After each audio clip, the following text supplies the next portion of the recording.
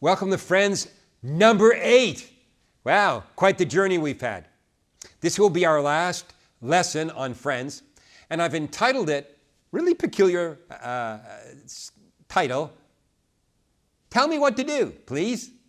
Tell me what to do, please. In my Proverbs readings just this morning, I read the following. This is in Proverbs chapter 15, verse 5.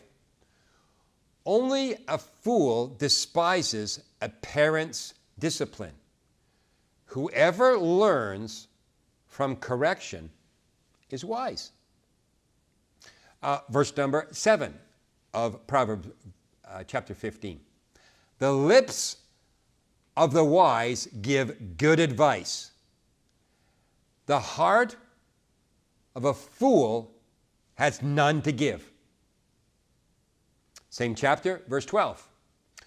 Mockers hate to be corrected, so they stay away from the wise. Same chapter, chapter 15, verses 21 to 22. Foolishness brings joy to those with no sense. A sensible person stays on the right path.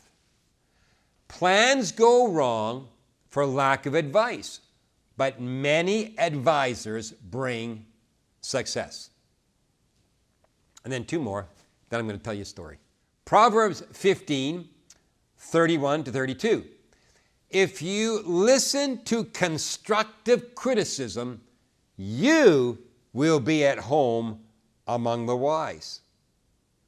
If you reject discipline, you only harm yourself. But if you listen to correction, you will grow in understanding. We've been talking about friends for 7 lessons. This is the last one. So here's the question that I need to ask you. Who tells you what to do in your life, especially when they tell you to do something you don't want to do?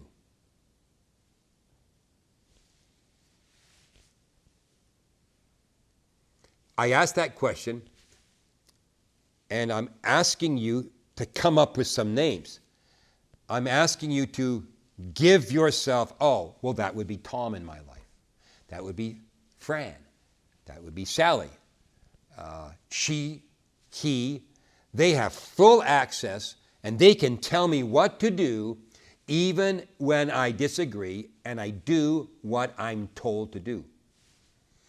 If you have nobody in your life of that caliber, you are living in a very dangerous, dangerous place. Who has the right to speak into your life, especially when you don't want to do it? Probably about 5 to 10 years ago, I've lost track of time, I was pastoring then St. Thomas Pentecostal Assembly. Things were going well. Church was good. Got lots going on. Life is good. And I'd been heavily involved over the years with the Teen Challenge ministry in London, Ontario. In London, Ontario, there is the headquarters for Teen Challenge, but on the same property, there's the Teen Challenge Farm. The Teen Challenge Farm is the local ministry in London. I was very familiar with the ministry. I'd been going over there quite extensively. The president of Teen Challenge Canada took me out to lunch. And he leaned across the table and he said, Peter, I have a proposal for you. I said, okay. He said, I want you to come and take over the London outreach of Teen Challenge. I want you to run the Teen Challenge Farm. I want you to be the overseer of the farm. You come on staff, you can lead the farm and in the ministry whatever way you want. We're going to pay you X amount of dollars, and you have every weekend off. We expect nothing of you for the weekend. We will send you on missions trips because we know you have a missions heart. but please come and take over the London Farm ministry. And I said, I'm going to pray about that. And I got in my car. I heard from God right away. It was awesome. Yeah. This is an opportunity. Great. I could stay in St. Thomas because I knew I was called to be in St. Thomas for the rest of my life. I could stay in the church as a kind of a home base. And it was like, weekends off, not getting called. It had a lot of appeal. And I prayed about it, and I knew I had heard from Jesus. But then what I did, I phoned up 2 of my elders. And I took them for breakfast on a Saturday. We sat around the table, and I said, I have some interesting news for you people. They said, oh, what is that? And I told them about the job offer. And I said to them this, listen carefully. I said, I want you to go home, and I want you to pray about it for a week. You come back here next Saturday, and you tell me what God told you. So that was the deal.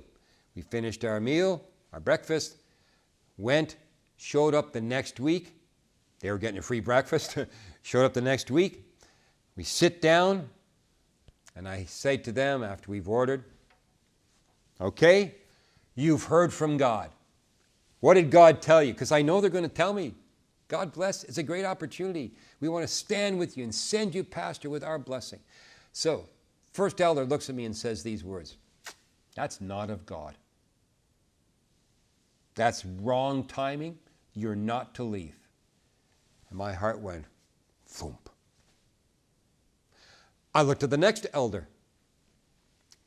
And I said, what did God tell you?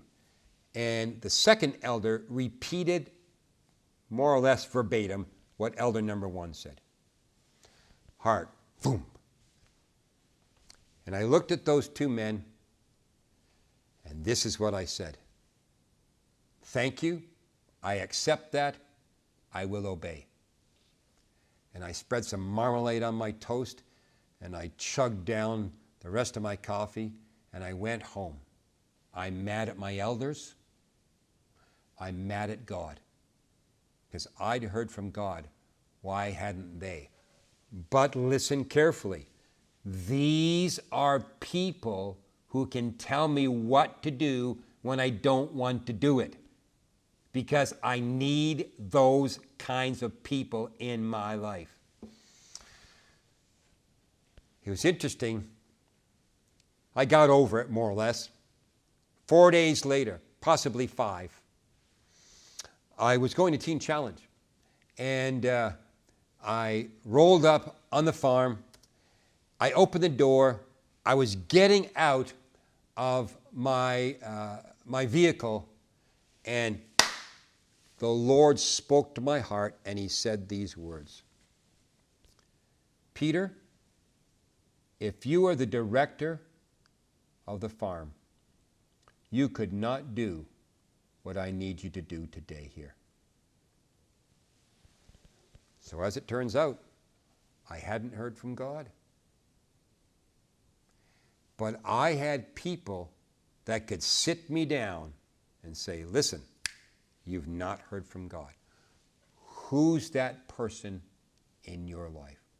Or who are those people in your life that are close enough to you, strong enough in character to say, no. You don't do that. You don't act that way. You don't speak that way. You don't buy that thing. You don't do that.